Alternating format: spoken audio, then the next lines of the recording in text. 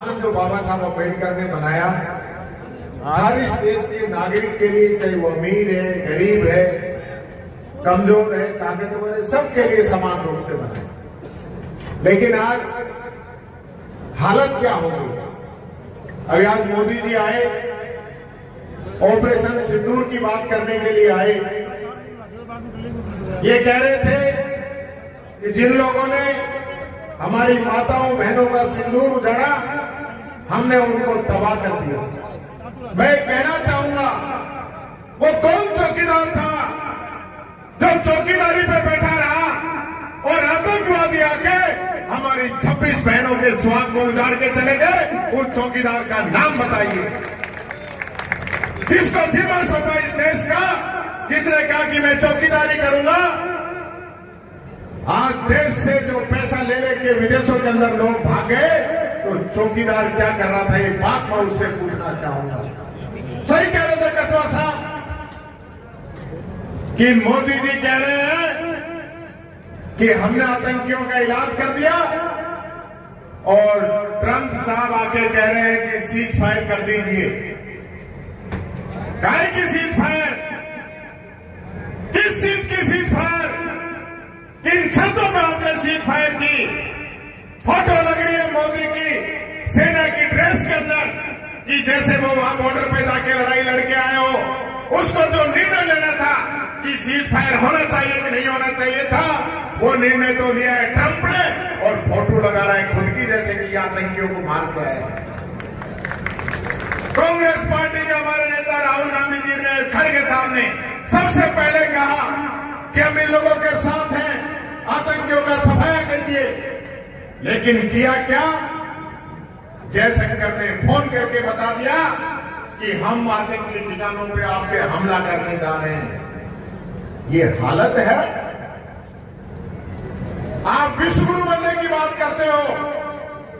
पाकिस्तान जैसा आतंकी देश, आतंकियों को पनाह देने वाला, जिसके आतंकी हमारे आके हमारी माताओं बहनों के सिंदूर को उजाड़ के चले गए, उस पाकिस्तान के साथ चाइना, टर्की, अजरबैजान जैसे देश आके खड़े हो गए, और हमारी विदेश नीति, हमारी कूटनीति, और 11 साल से जो हवाई जहाज लेने के विदेशों के चक्कर काट रहे हो, मेरे को कहते हुए शर्म आती है कि पूरी दुनिया का एक देश भारत के साथ आके खड़ा नहीं हुआ जिसने कहा कि पाकिस्तान गलत कर रहा है और हम भारत के साथ हैं। ये तो आपकी विदेश नीति है।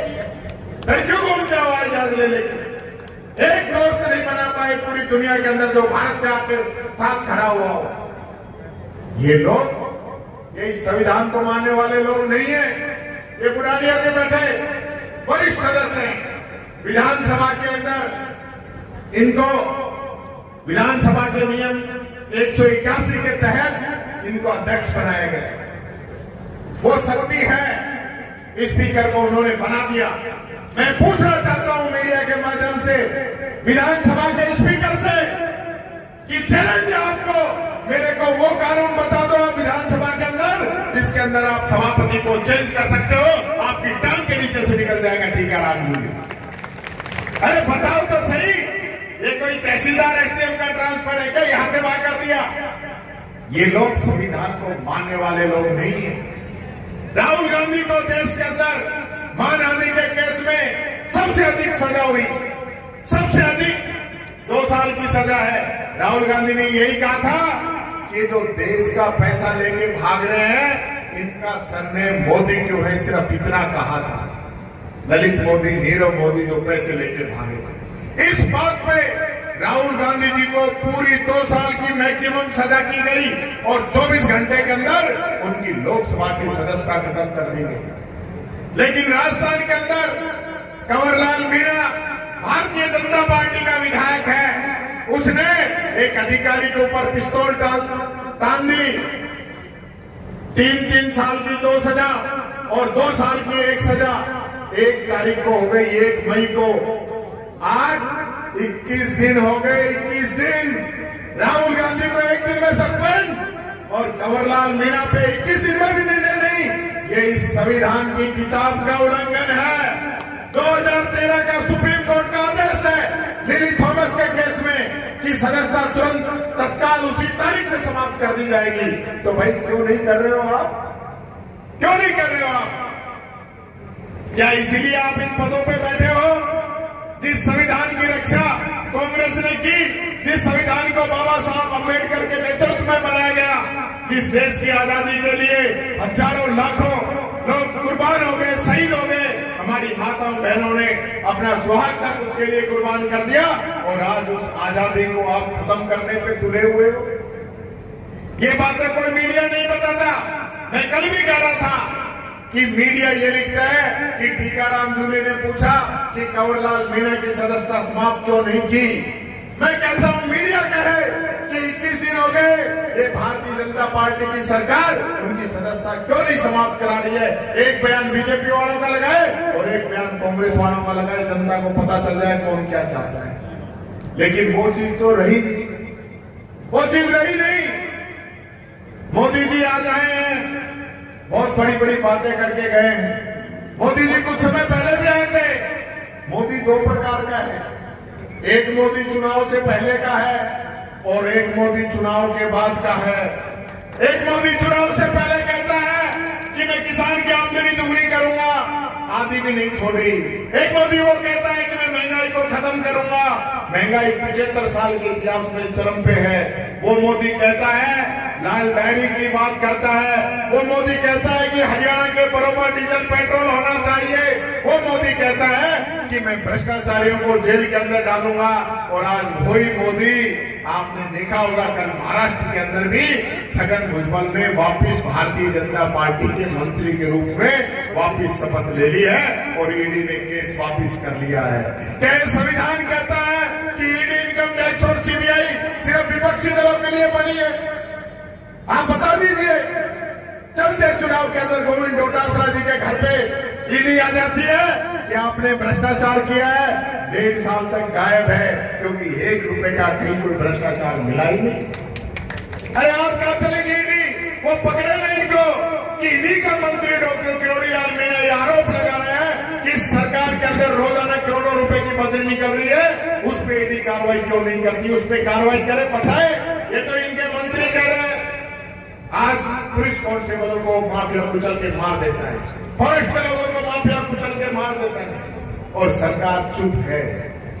यही मुख्यमंत्री जी जो आज बीकानेर में प्रधानमंत्री जी के साथ गए, ये गए थे गंगानगर हनुमानगढ़ 2 महीने पहले, पानी की हाफ करके आए थे किसानों से। जाने के बाद में किसान को तो पानी की छोड़ दीजिए, पीने तक का पानी ये लोग नहीं दे पा रहे। ये हालत इस सरकार की हो रही है। अरे जो सरकार बिजली ना दे सके, पानी ना दे सके, किसान को उसके फसल का पूरा मुआवजा ना दे सके, उसका पूरा समर्थन मूल्य ना दे सके, वो सरकार किस काम की है? वो सरकार किस काम की है? यही सरकार से पूछना चाहता हूं।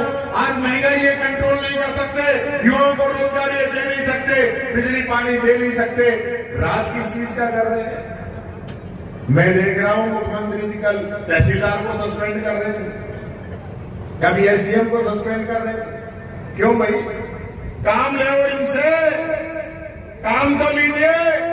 और जिस प्रकार के हालात राजस्थान के अंदर चल रहे हैं, कोई 10-5% ही बचेंगे, बाकी 90% को सस्पेंड करना पड़ेगा। और सबसे पहले तो खुद ही सस्पेंड हो। मेरा चैलेंज है मुख्यमंत्री जी कि आप अपना पूरा काम सही समय पे नहीं कर पा रहे हो।